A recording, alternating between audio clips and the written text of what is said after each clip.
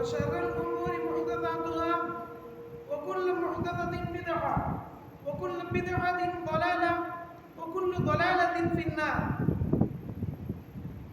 قال الله عز وجل: وإذ أخذنا ميثاق بني إسرائيل لا تعبدون إلا الله وبالوالدين إحسانا وذي القربى. صدق الله العليم. قال نبينا صلى الله عليه وسلم: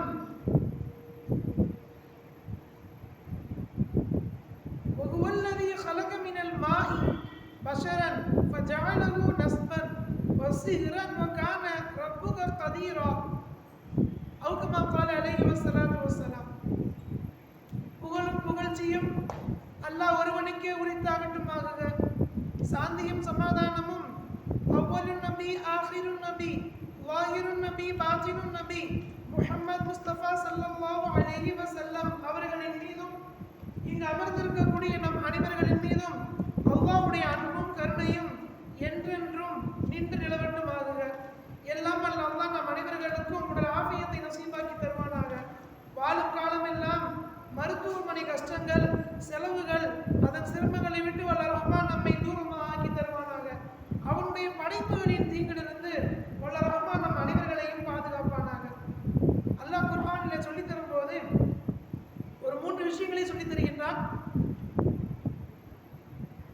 ஒரு முஃமின் யார் என்றால் லா தஅபுதூன இல்லல்லாஹ், நீங்க அல்லாஹ் மட்டும்தான் வணங்கணும், அல்லாஹ்வை தவிர வேற யாரையும் வணங்கக்கூடாது. இரண்டாவது விஷயம், வபில் வாலிதைனி இஹ்சானா, நீங்கள் பெற்றோருக்கு உபகாரம் செய்யுங்கள். மூன்றாவதாக அல்லாஹ் சொல்லித் தருகின்றான் ஓதில் குர்பா, உறவுகளை பேணிக் கொள்ளுங்கள், நீங்கள் உறவுகளை பேணுங்கள்.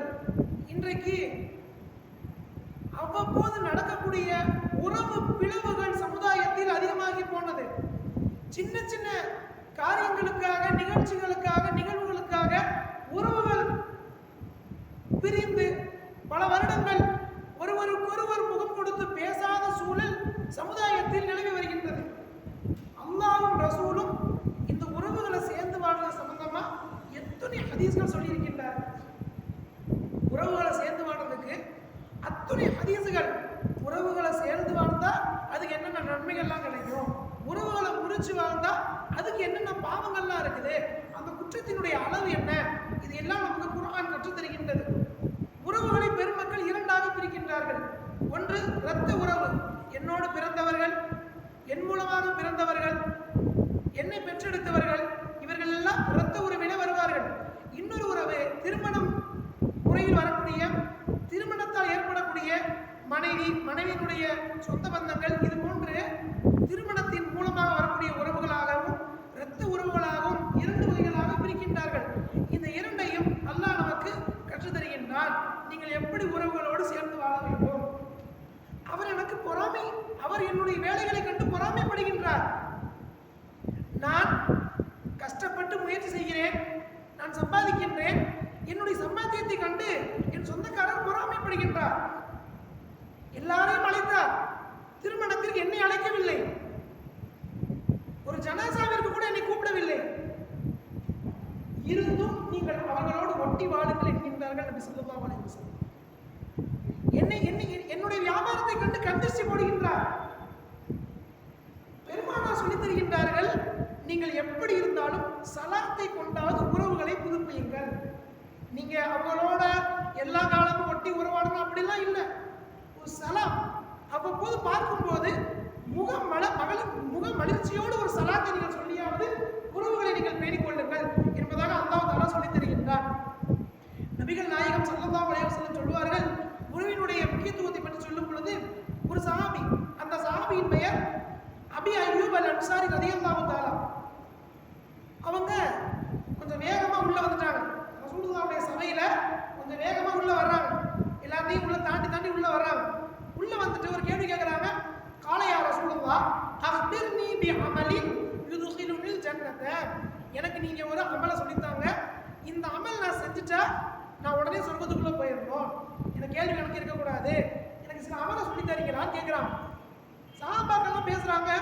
ஃபகாலல் கௌம், அந்த கூட்டத்தில் உள்ளவங்க பேசுறாங்க, மாலகு மாலகு, அவருக்கு ஏன் இப்படி அவசரம், அவருக்கு ஏன் அவசரப்படுறாரு அப்படின்னு சஹாபாக்கள் பேசுறாங்க. இருக்கக்கூடியவர்கள்.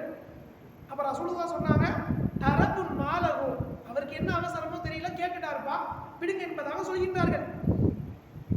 கால நபி ஸல்லல்லாஹு அலைஹி வஸல்லம், ரசூலுல்லாஹ் அந்த மனிதருக்கு சொன்னார்கள்,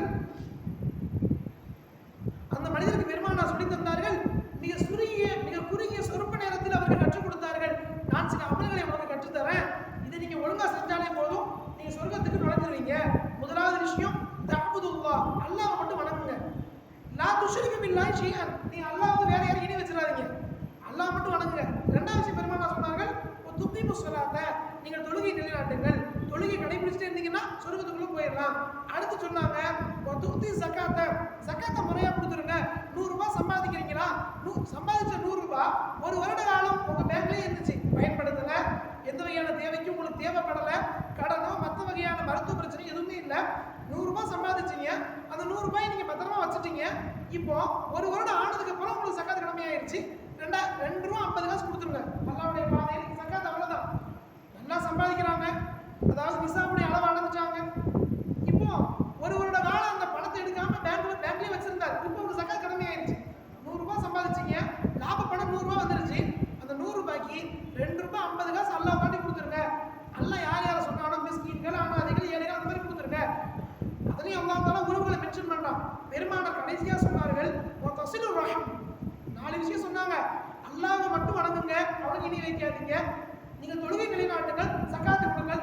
4வதாக சொன்னார்கள், இதையும் அமல் என்கின்றார்கள்.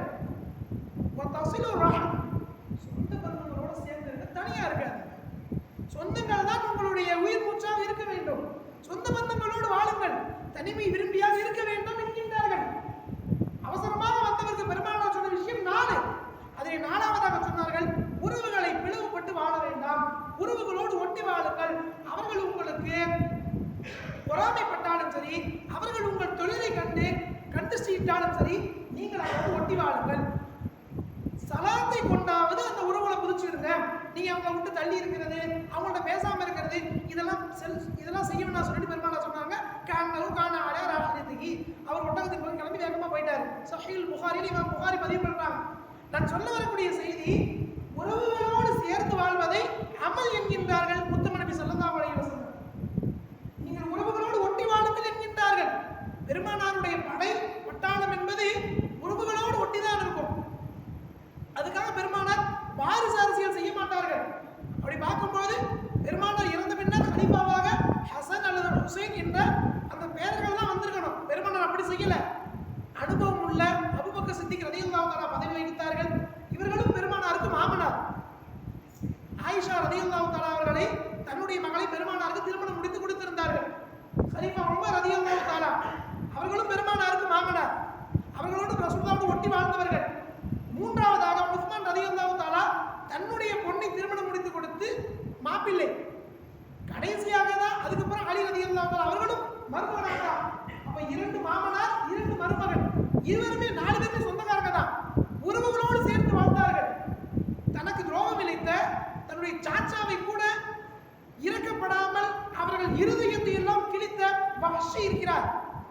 ஒரு போர்க்களத்துல ரசூலுல்லாஹ்வுடைய சாச்சா அவங்களுடைய இருதயத்தை கடிச்சு துப்புனார்.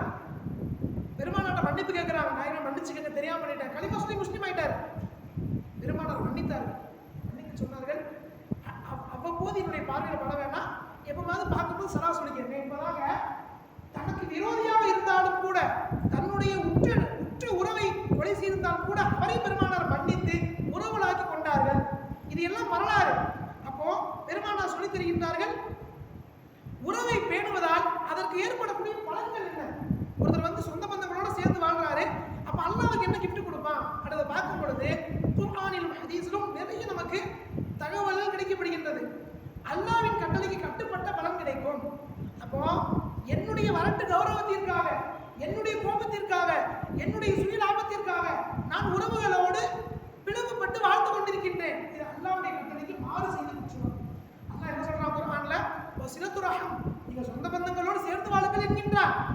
இவர் சேர்ந்து வாழ்ந்தா அல்லாஹ்வுக்கு கட்டுப்பட்ட லிஸ்ட்ல வந்துருவார். இவர் சேர்ந்து வாழாம நான் இப்படிதான் இருப்பேன் என்பதாக இருந்தாருன்னு சொன்னா இவர் அல்லாஹ்வுக்கு கட்டுப்படல. அல்லாஹ்வுக்கு கட்டுப்படலன்னா இவர் என்ன செய்ய மாட்டாரு? அல்லாஹ்வுடைய நெருக்கத்தை பெற மாட்டாரு. அடுத்து பெருமானார் சொல்லித் தருகின்றார்கள், அல்லாஹ்வுடைய உறவு கிடைக்கும்.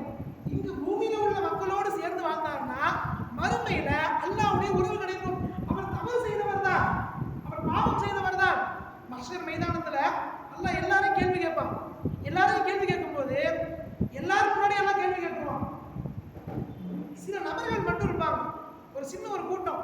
அந்த கூட்டத்துக்கு மட்டும் ஓபன் பிளேஸ்ல கேள்வி கேட்காம அல்லாஹ் ஒரு திரைக்கு பின்னால் இருந்து கேள்வி கேட்பான். அந்த மக்களுக்கு மட்டும் அவர்கள் என்ன விசேஷ தன்மை அவர்களுக்கு? நான் ஒரு பாவம் செய்தேன், அந்த பாவத்தை பற்றி என் சகோதரர் இருக்கின்றார், என் தாயார் இருக்கின்றார்கள், அவர்களுக்கு முன்னால் அல்லாஹ் என்னிடம் கேள்வி கேட்பான். சில நபர்களை மட்டும் ஒரு திரைக்கு அப்பால இருந்து இன்னொன்னு பாவம் செஞ்சியாமா என்பதாக அவங்களை தனிமைப்படுத்தி கேட்பான். அவங்க யாருன்னு சொன்னா, உலகத்துல வாழும் பொழுது குறைகளை மன்னித்தவர்கள், மறந்தவர்கள். அந்த குறைகளை வெளிப்படுத்த மாட்டாங்க. எந்த காலகட்டத்திலையும் ஒரு தப்பு செஞ்சுட்டா தனியா கூப்பிட்டு சொல்லுவாங்க, பள்ளிவாசல்ப்பா, இந்த பள்ளிவாசல்ல இந்த மாதிரி தப்பு செய்யக்கூடாது, இது ஏன் இப்படி பண்ணீங்க, என் குப்பையை போடக்கூடாது, இங்க துப்பக்கூடாது, நான் பார்த்துட்டேன், நான் யார்ட்டையும் சொல்ல மாட்டேன், நீங்க இனிமேல் செய்யாதீங்க என்பதாக தனியா கூப்பிட்டு பேசுறாரு. அவருடைய குறையை பகிரங்கப்படுத்தவில்லை, அவர் குறையை மறைத்தார். அல்லாஹ் கியாமத் நாள்ல அவருடைய குறைய, அவர் செஞ்ச தவறுகளை பொதுமக்களுக்கு முன்னால் கேள்வி கேட்க மாட்டார். அப்ப அவரு சொந்த பந்தங்கள் அவருக்கு செய்த இன்னல்கள் என்ன செய்ய மாட்டாரு, சொல்லி காட்டி விரோதத்தை கொண்டு வளர்க்க மாட்டார் என்பதை பெருமானார் நமக்கு கற்றுத்தருகின்றார்கள். மூன்றாவதாக பெருமானார் சொன்னார்கள், சுவனம் செல்ல இது அவருக்கு வழிவகுக்கும். வேற எந்த அமலும் வேண்டாம், சொந்த பந்தங்களுக்காண்டி ஓடுறாரு, உழைக்கிறாரு, எல்லா விஷயங்களிலுமே என்ன செய்யறாரு, கூட நிற்கிறாரு. இவரால் பணம் கொடுக்க முடியவில்லை, இவரால் அவர்களுக்கு கை கொடுத்து தூக்கி விட முடியல, என்ன செய்யறாரு, திருமணம், ஜனாசா போன்ற காரியங்கள்ல கூட நிற்கிறார். அவரு ஒரு ஜனாசா என்ன சொல்லியாச்சா, எடுத்தாச்சா, வேற என்னென்ன வேலைகள் இருக்குது, எல்லாமே கூட நிற்கிறாரு, அவர்களுக்கு உதவி செய்கின்றார். ஒரு திருமணம், அந்த திருமணத்திற்கு ஏற்படக்கூடிய வேலைகள் அதையெல்லாம் பகிர்ந்து கொள்கின்றார். நீங்க வாங்க, கூட நில்லுங்க, உதவி செய்யுங்க, அதெல்லாம் சொல்லல அவரு. இவரா போறாரு, இவரா உதவி செய்யறாரு. இதை பெருமானார் விரும்புகிறார்கள். என்னால் பணம் கொடுக்க முடியவில்லை, உடல் உழைப்பால் அவர்களுக்கு செய்ய வேண்டும் என்பதை பெருமானார் நமக்கு கற்றுத் தருகின்றார்கள். இந்த ஒரு விஷயம் போதும், அவரை இந்த ஒரு விஷயம் சொர்க்கத்திற்கு உள்ளே சேர்த்துவிடும் என்பதை பெருமானார் நமக்கு சொல்லித் தருகின்றார்கள். இன்னொரு ஹதீஸில் அப்துல்லாஹ் இப்னு சலாம் அவர்கள் இருக்கின்றார்கள், கால லம்மா கதிம நபி ஸல்லல்லாஹு அலைஹி வஸல்லம், பெருமானார் மதீனாக்குள்ள வர்றாங்க. உள்ள மதீனாக்குள்ள வரும் பொழுது எனக்கு ரசூலுல்லாஹ் யாருன்னே தெரியாது, ரசூலுல்லாஹ் மேல தப்பான அபிப்பிராயம். அப்துல்லாஹ் இப்னு சலாம் சொல்றாரு, ரசூலுல்லாஹ் மேல தப்பான அபிப்பிராயம், அவங்க உண்மையானவங்களா பொய்யானவங்களா அப்படின்னு எனக்கு என்ன செய்ய முடியல, கண்டுபிடிக்க முடியல. பெருமானார் உள்ள வர்றாங்க. உள்ள வரும் பொழுது நான் அவங்கள பார்க்கிறேன், மதீனால உள்ள மக்கள்லாம் இன்ஜபலன் நாசு அலைஹி, முண்டி அடித்துக் கொண்டு விரைவாக பெருமானார் முன்னாடி போய் நிக்கிறாங்க. வகுந்து ஃபீமன் இன்ஜலஃப, நானும் அவங்களோட சேர்ந்து போனேன். அப்ப நான் முதல்ல பெருமானார் பார்க்கிறேன். ஃபலம்மா தபையனத் வஜ்ஹு அரஃபது அன்ன வஜ்ஹ லைஸ பிவஜ்ஹின் கதா, பெருமானார் நான் முகத்தை பார்க்கிறேன், பார்த்தவன நான் முடிவு பண்ணிட்டேன், இந்த முகம் பொய்யர்களுடைய முகம் அல்ல. ரசூலுல்லாஹ் முகத்தை முதல் முறை நான் அப்பதான் பார்க்கிறேன், பார்த்தவன நான் முடிவு பண்ணிட்டேன், இந்த முகம் தவறு செய்யக்கூடிய முகமாக இருக்காது, இந்த முகம் என்ன செய்யாது, யாரையும் என்ன செய்யாது, பொய்யான முகமோ அல்லது வஞ்சத்தை அதாவது குரோதத்தை தூண்டக்கூடிய முகமே இல்லை, அந்த முகம் ஒரு பாக்கியம் கொடுக்கிய முகம் என்கின்ற. அடுத்து பெருமானார் சொன்னாங்க,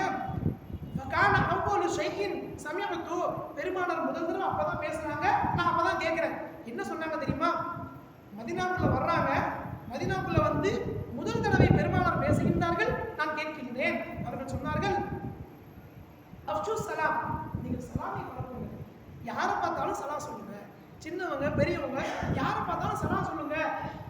பெருமானார் முதலிலே மதீனாக்குள்ள வந்தவொன்னு சொன்ன வார்த்தை அதுதான், நீங்கள் சலாத்தை பரப்புங்கள். அடுத்து சொன்னாங்க, நீங்க உணவு இல்லாதவங்களுக்கு சாப்பாடு கொடுங்க, யார் யாருக்கு வந்து சாப்பாடு இல்லாம சிரமப்படுறாங்களோ அவங்களுக்கு நீங்க சாப்பாடு கொடுங்க. மூன்றாவதாக சொன்னார்கள், உறவுகளை சேர்த்து வாருங்கள், உறவுகளை துண்டிக்காதீர்கள், உறவுகள் தான் உங்களை சொர்க்கத்திற்கு கொண்டு போய் சேர்க்கும். இதையெல்லாம் பெருமானார் சொன்னார்கள். அடுத்து சொன்னார்கள், நீங்க தொழுங்கள். எப்ப தெரியுமா தொழணும், மக்கள் தூங்கும் போது நீங்க தொழுங்க.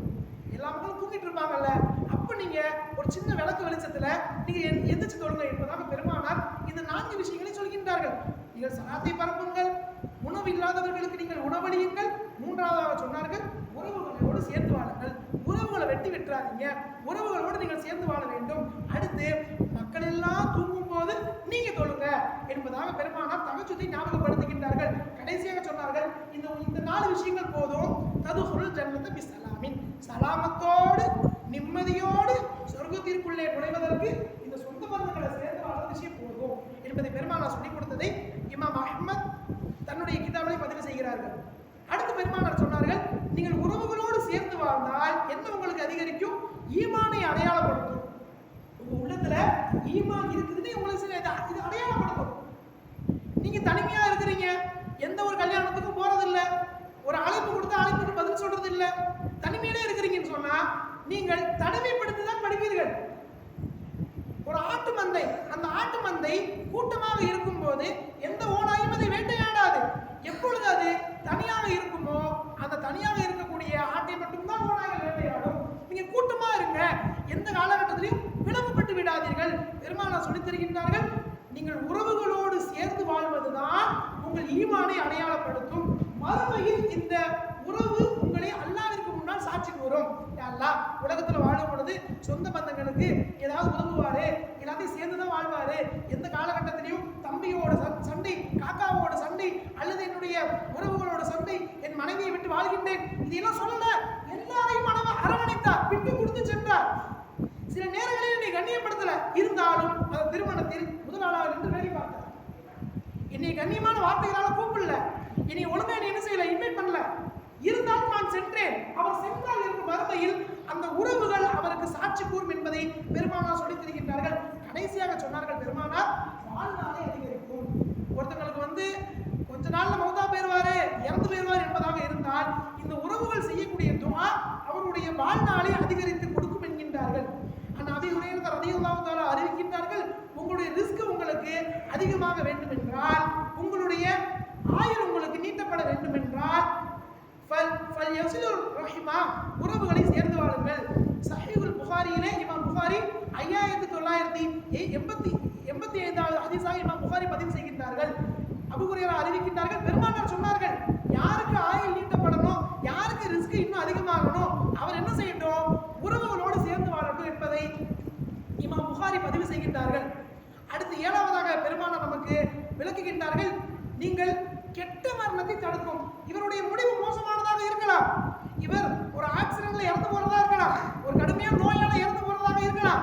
உறவுகளோடு ஒட்டி வாழ்வது இவருடைய கெட்ட மரணத்தை தடுக்கும் என்பதை பெருமானார் நமக்கு கற்றுத் தருகின்றார்கள்.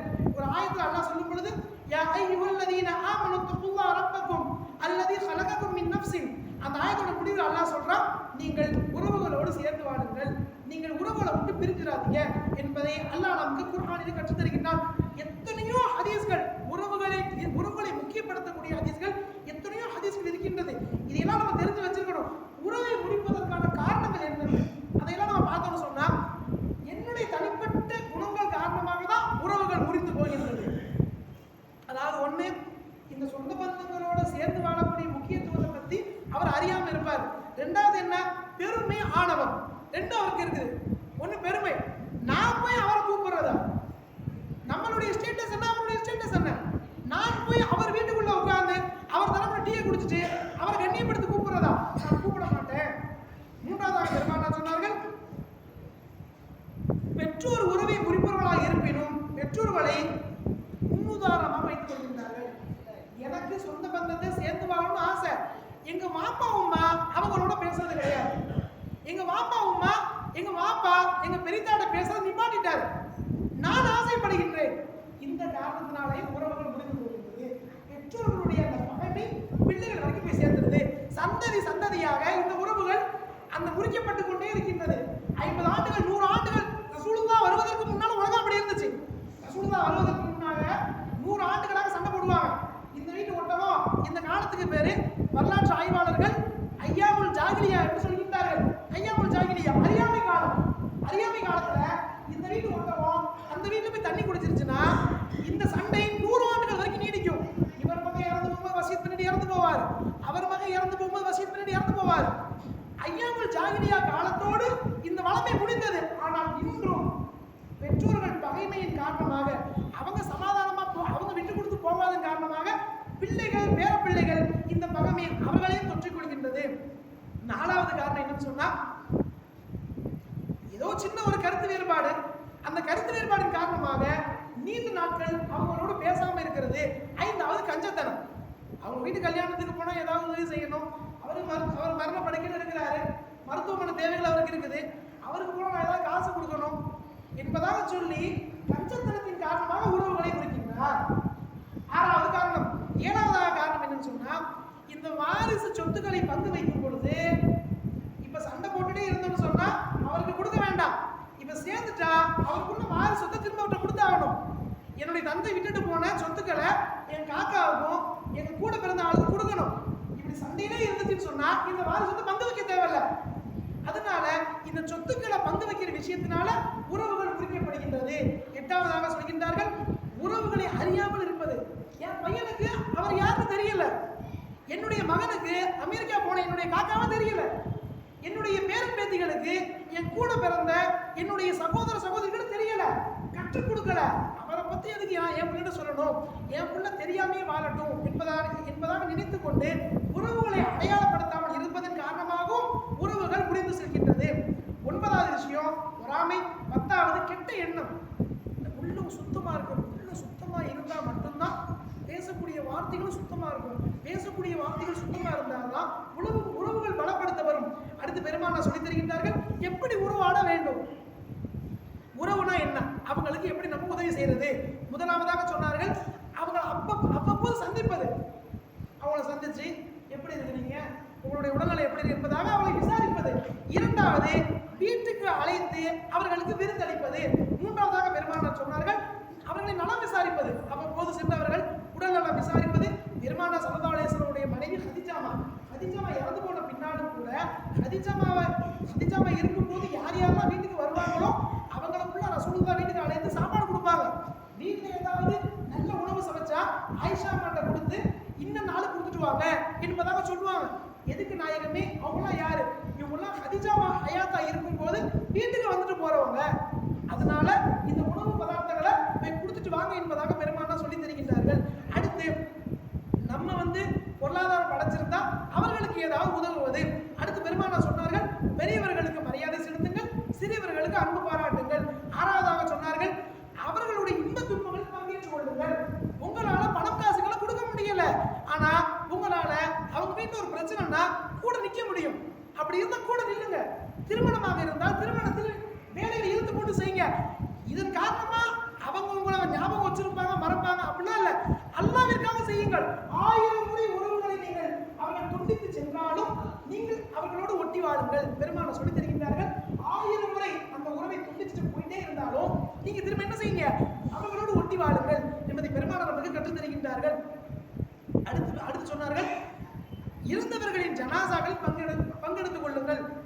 அவர் என்கிட்ட நான் இருக்கும்போது என்னை பார்த்தாரா, அவர் நான் உடம்பு சரியில்லாம இருக்கும்போது என்னை நல்லா விசாரிச்சாரா, அவர் ஜனாசாவுக்கு நான் போக மாட்டேன். ஒரு ஜனாசாவை பின்தொடர்ந்து போறது அல்லாஹ்வுடைய பார்வையில மிகப்பெரிய வெகுமதிகளை அள்ளி தரக்கூடிய விஷயம். ஒரு விஷயம் நல்லா ஞாபகம் வச்சுக்கணும், ஒரு பக்கத்து வீட்டுல ஜனாசா, அந்த ஜனாசாவுடைய அந்த அடக்கம் பண்ற வரைக்கும் யார் கூட நிற்கிறாங்களோ அந்த குடும்பம் எதையும் மறக்க மாட்டாங்க. ஜனாசாவை அடிக்கழுவுறது, அவங்களை குடுப்பாடுறது, அந்த ஜனாசாவுடைய வேலைகளை பகிர்ந்துக்கிறது அந்த குடும்பத்தில் உள்ளவர்கள் என்னைக்குமே மறக்க மாட்டாங்க. ஜனாசாவில் கூட பங்கேற்பது அந்த குடும்பத்தார்கள் செய்யக்கூடிய ஒரு ஆறுதல். அதனால அந்த ஜனாசாவினுடைய விஷயங்கள்ல நம்ம ரொம்ப கவனமா இருந்துக்கிறது. இதுவும் உறவுகளை பேணுவதுதான். நான் ஆரம்பத்தில் சொன்னதை போன்று சொர்க்கத்திற்குள் நுழைவதற்கு ஒரு விஷயம் போதுமானதாக இருக்க வேண்டும் என்று சொன்னால் உறவுகளை பேண வேண்டும் என்பதை பெரும்பாலான மக்கள் கற்றுத்தருகின்றார்கள். அவர்களுக்காக துவா செய்வது. அவங்க கொஞ்சம் பெட்ல இருக்கிறாங்க, படுக்கையில் இருக்கிறாங்க, அவர்களுக்காக துவா செய்வது. 10ஆவதாக சொன்னார்கள், அவங்க என்னைய பத்தி யார்ட்டையாவது ஏதாவது தப்பா சொல்லியிருப்பாங்க. அவர் என்னன்னு சொல்றாரு, நீங்க அவரை விழுந்து தாங்குறீங்க, ஆனா அவர் உங்களை என்னென்ன சொல்றாரு தெரியுமா என்று அவரை பத்தி என்ன சொல்றாங்க. நான் அவருக்கு செய்ய மாட்டாருப்பா, அவர் நடந்துக்க மாட்டாருப்பா என்பதாக சொல்லி அவர் மீது நல்லெண்ணம் வைப்பது. சில சஹாபாக்கள் வர்றாங்க, சொல்றாங்க, நாயகமே அந்த சஹாபி இப்படிலாம் இருக்கிறாரு, அந்த சஹாபி இப்படிலாம் பண்றாரு அப்படின்னு சில சஹாபாக்கள் சொல்றாங்க. ரசூலுல்லாஹ் சொன்னாங்க, என் தோழர்களை பற்றி எந்த குறையை காது கொண்டு வராதீங்க, அவங்க செஞ்ச தவறுகளை என் காதுக்கு நீங்க கொண்டு வராதீங்க, அவங்களுக்காண்டி துவா செய்யுங்க. ஒருவேளை நான் திரும்ப அவங்களை பார்க்கும்போது அந்த பார்வையோடு பார்த்துருவேன், அல்லாஹ் என்னை பாதுகாக்கணும். என்னை பத்தி தப்பா தான் சொன்னாரு, சரியத்துக்கு முரணான காரியம் தான் செஞ்சாரு, அவருக்காண்டி துவா செய்யுங்க, அவருக்கு அட்வைஸ் பண்ணுங்க. சில சஹாபாக்கள் இப்படி பண்றாங்கன்னு சொல்லுங்க, இந்த சஹாபின் குறிப்பிட்ட இப்படி சொல்லாதீங்க, நான் திரும்ப அவங்களை பார்க்கும்போது அந்த கண்ணோட்டத்தில் பார்த்துருவேன், அதனால அவர் அப்படி சொல்ல வேண்டாம் என்பதை பெருமானார் கற்றுத் தருகின்றார்கள். இன்றைக்கு இந்த உலகத்திலே பார்க்கும் பொழுது சில அற்ப காசுகளுக்காக, அற்ப துன்யாவிற்காக உறவுகளை குறித்தவர்கள் ஏராளம் ஏராளம். ஒரு முக்கியமான திருமணங்கள்ல உறவுகளை அழைக்கிறது கிடையாது. வீட்டில் ஒரு நல்ல காரியம் நடக்கும் போது சொந்த பந்தங்களை கூப்பிடுறது கிடையாது.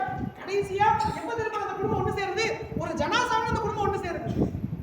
ஒரு ஜனாசாவில் அந்த குடும்பம் அப்பதான் ஒன்று சேருது. நல்ல காரியங்கள் நடக்கும் போது, வீட்டில் திருமணங்கள் நடக்கும் பொழுது அப்பொழுதுதான் வராத அந்த குடும்பம், அப்பொழுதுதான் ஒன்று சேராத குடும்பம் ஒரு ஜனாசா விழும்போது அந்த ஜனாசாவில் வந்து பண்ணிக்கிறாங்க. அப்போ எந்த நிகழ்வாக இருந்தாலும் நாலு சொந்த பந்தங்களை கூப்பிட்டு அவங்களுக்கு உணவிட்டு இதையெல்லாம் செய்வதை பெருமானார் ஒரு தன்னுடைய விருப்பமாக ஆக்கி கொண்டார்கள். ஈராக்கிலிருந்து ரசூலா கீழே வராங்க. அப்ப அல்லாஹ் அவங்களுக்கு அப்பதான் வஹியே இறங்குது. ரொம்ப பயம் ரசூலுல்லாஹ்வுக்கு. வீட்டுக்கு வர்றாங்க, உள்ள கதீஜாமா இருக்கிறாங்க. கதீஜாமா பார்த்து சொல்றாங்க, முஸம்மிலூனி, எனக்கு ரொம்ப குளிருது, போர்வையால போர்த்தி விடுங்க என்பதாக சொல்றாங்க. நடந்த எல்லாத்தையும் சொன்னாங்க. நான் கோயிலுக்கு போனேன், ஒரு உருவத்தை பார்த்தேன், அல்லாஹ் என்னை நபி ஆகியிருக்கேன்னு அவங்க சொல்றாங்க. இதெல்லாம் சொல்லி முடிச்ச உடனே எனக்கு பயமா இருக்குன்னு பெருமானார் சொல்றாங்க. அப்ப கதீஜாமா சொன்ன வார்த்தையை கேளுங்க. கதீஜாமா ஒரு 5 விஷயம் சொன்னாங்க. பயப்படாது, அல்லாஹ் நம்மை கைவிட மாட்டான். அப்ஷிர், உங்களுக்கு ஒன்றும் ஆகாது, அல்லாஹ் உங்களை கைவிட மாட்டான். ஏன் கைவிட மாட்டான்? அதுல 5 விஷயத்துல ஒரு விஷயம் என்ன சொன்னாங்க, உறவுகளோடு சேர்ந்து வாழ்கின்றீர்கள். கதீஜாமா சொன்ன வார்த்தை. ஒன்னும் உறவுகளை பத்தி ஆயத்து இறங்கவே இல்லை. ஃபர்ஸ்ட் ஆயத்து இருக்குதான் அப்படி நீங்க ஓதுனது ஆயத்து. உறவுகளை பத்தி ஆயத்தும் இல்ல, ரசூலுல்லாஹ் சொன்ன ஹதீஸும் இல்ல. ரசூலுல்லாஹ் 40 வயசுக்கு முன்னாடியே சொந்த பந்தங்களோட சேர்ந்து வாழ்ந்துருக்கிறாங்க. அப்ப அந்த அம்மா சொன்ன வார்த்தை, நம்ம வீட்டுல உள்ள பொம்பளையாக இருந்தா வயசான காலத்துல வீட்டுல இல்லாம மலைக்கு போறேன், அங்க போறேன், இங்க போறேன்னு சொல்லிட்டு ஏங்க தேவையில்லாத இப்பதான் சொல்லியிருப்பாங்க. கதீஜாமா சொன்ன வார்த்தை, ஆர்வம் ஊட்டக்கூடிய பெண்மணியாக இருந்தார்கள். நான் சொல்ல வந்த செய்தியில 8வது விஷயம் என்னன்னு சொன்னா, மனைவியின் காரணமாக உறவுகள் பிளவுபட்டு போகின்றது. ஒரு கட்டத்தில் என் மனைவியா என் தாயாரா என்ற சூழ்நிலை வரும் பொழுது குழந்தைகளுக்காக என் மனைவியை நான் தேர்ந்தெடுக்கின்றேன், மறைமுகமாக என் பெற்றோருக்கு உதவி செய்கின்றேன். இது தவறு என்கின்றார்கள் பெருமானார் ஸல்லல்லாஹு அலைஹி வஸல்லம். கதீஜாவா சொன்னாங்க, நீங்கள் உறவுகளோடு சேர்ந்து வாழ்கின்றீர்கள், அனாதைகளை ஆதரிக்கின்றீர்கள், அல்லது கைவிட மாட்டா, பயப்படாதீங்க. எத்தீம்கள் ஏழைகளுக்கு நீங்கள் உணவளிக்கின்றீர்கள், ஏன் பயப்படுறீங்க என்பதாக ஒரு மோட்டிவேஷன் செய்தார்கள் பெருமானார் அவர்களுக்கு. இன்னும் கதீஜாவா கூட முஸ்லீம் ஆகல, யாருமே முஸ்லீம் இல்ல, ரசூலுல்லாஹ் வஹி வாங்கிட்டு வர்றாங்க. அப்ப கதீஜாமா சொன்ன வார்த்தை. அப்ப இதெல்லாம் நம்ம தெரிஞ்சு வச்சுக்கணும். அரஃபாவுடைய பேர்வழி, அங்க பெருமானார் ஒரு பயான் பண்றாங்க. அங்க அந்த அரஃபாவுடைய பயான் முடிச்சதுக்கு அப்புறம் பெருமானார் கையை தூக்கிட்டாங்க. துஆ செய்வதற்காக காத்தமுன் நபியின் கையை தூக்குறாங்க. அங்க இருந்த சஹாபாக்கள் 1,00,000 பேர் இருந்தாங்க. அந்த 1,00,000 பேரை பார்த்து பெருமானார் ஒரு பாறையின் மீது ஏறி நின்று துஆ செய்ய கையை தூக்கின பெருமானார் திரும்ப கையை கீழே போடுறாங்க. இந்த சபையில் உறவுகளை முடித்தவர்கள் இருந்தால் நீங்க இங்கிருந்து போயிருங்க என்பதாக பெருமானார் சொல்லி தர்றாங்க. உறவுகளை முடித்தவர்கள் நீங்க இருந்தீங்கன்னா போயிருங்க என்பதாக சொன்ன உடனே 1,00,000 பேர் அமைதியா இருக்காங்க. 1,00,000 பேர் உறவுகளோடு சேர்த்து வாழ்ந்தவர்கள் ஒரு சஹாபியை தவிர. கடைசியாக இருந்தவர் எந்திரிச்சு போயிட்டாங்க. பெருமானார் அவர் வர வரைக்கும் தாமதிக்கிறாங்க. போன சஹாபி விரைவாக திரும்ப அந்த கூட்டத்துக்குள்ள வர்றாங்க. கையை காட்டி பெருமானார் முன்னாடி அடிச்சு உட்கார வைக்கிறாங்க. எங்க போனீங்க? நாயகமே, இது அரஃபாவுடைய இடம், தாங்கள் துஆ செய்ய போகின்றீர்கள். இந்த ஒரு சூழலில் உறவுகளை முடிச்சிருந்தா அவங்க இங்க இருக்க வேணாம் என்பதாக சொல்லிட்டீங்க, மனசு கேட்கல. எங்க சாட்சி யூத பெண்மணி, அவங்கள போய் பார்த்தேன், அவங்க என்னோட உறவை முடிச்சிருந்தாங்க. நீங்க சொன்ன செய்தி அவங்கள்ட்ட சொன்னேன், அவங்க அழுதாங்க, நான் அழுதேன். கடைசியில் நான் மன்னிப்பு கேட்ட பின்னால் இந்த செய்தியை காதுல வாங்கிட்டு அந்த அம்மா முஸ்லீம் ஆயிட்டாங்க. ரொம்ப சரியா செஞ்சீங்க என்பதாக சொல்கின்றார்கள் என்றால் அதுக்கு பிறகு பெருமானார் துஆ செஞ்சாங்க. நாம் தெரிந்து கொள்ள வேண்டிய செய்தி என்னன்னு சொன்னா, உறவுகளை முடிச்சவங்க இருந்தா நான் துஆ செய்ய மாட்டேன், எஞ்சி போங்கன்னு பெருமானார் சொல்றாங்கன்னா இந்த விஷயத்துல ரொம்ப எச்சரிக்கையா இருக்கணும். இன்னைக்கு கோயம்புத்தூர்ல மிகப்பெரிய பிசினஸ் என்னன்னு சொன்னா முதியோர் இல்லங்கள் தான். மிகப்பெரிய பிசினஸ் அதான். முதியோர் இல்லங்கள் ஆங்காங்கே கட்டப்படுகின்றது. மனைவிக்காக தன்னுடைய தனிப்பட்ட விஷயங்களுக்காக பெற்றோர்களை ஹோமுக்கு அழுகக்கூடிய வழக்கம் எல்லாம் பாதுகாக்கணும். அதுல முஸ்லீம்கள் ரொம்ப கம்மி என்ற ஒரு ரிப்போர்ட்டை பார்க்கும் பொழுது மிக சந்தோஷமா இருக்கின்றது. ஆனா என்னன்னு சொன்னா சில கோபதாபங்கள், எனக்கும் மனைவிக்கு மத்திய சின்ன கருத்து வேறுபாடு. நான் உன்னை விட்டுட்டு போறேன், நான் தலாக்கு விட்டு விடுகின்றேன், அந்த அம்மா சொல்லுது, நீ என்ன தலாக்கு விட்டுறது, நான் ஃபுல்லா விட்டுக்கிறேன் என்பதாக உறவுகளை கணவன் மனைவிக்கு மத்தியில, கணவன் மனைவி பிரிவதன் காரணமாக குழந்தைகளுக்கு பெற்றோருக்கு மத்தியில பல வகையான பிளவுகள், இதன் காரணமாக பெற்றோரோட பிளவுகள், இது எல்லாம் பாதுகாக்கணும். சின்ன வார்த்தையின் காரணமாக மிகப்பெரிய விரிசல்கள் உண்டாகி ஒரு எதிரியாக இருக்கின்றது. நாவுகளை பேணி பாதுகாத்துக் கொள்ள வேண்டும். எந்த காலகட்டத்திலும் யாரையும் அவமானப்படுத்தும் விதமாகவோ, யாரையும் எச்சரிக்கும் விதமாகவோ, யாரையும் கேவலப்படுத்தும் விதமாகவோ வார்த்தையை அனுப்பிவிடக் கூடாது. அப்படி அந்த வார்த்தைகள் தான் உறவுகளை பிரிக்கின்றது. எல்லாம் அல்லாஹ் தஆலா நமது நாவை பாதுகாப்பானாக, நமது உள்ளத்தை பாதுகாப்பானாக. நீண்ட நாட்கள் உடல் ஆரோக்கியத்தோடு மன நிம்மதியோடு அல்லாஹ்வை நின்று தரிசித்து வாழும் பாக்கியத்தை வல்ல ரஹ்மான் தந்தருள் புரிவானாக. மருத்துவமனை கஷ்டங்கள் செலவுகள் அதை விட்டு அல்லாஹ் பாதுகாப்பானாக. வாஹிர் தாவானா அல்ஹம்துலில்லாஹி ரப்பில் ஆலமீன். அஸ்ஸலாமு அலைக்கும்.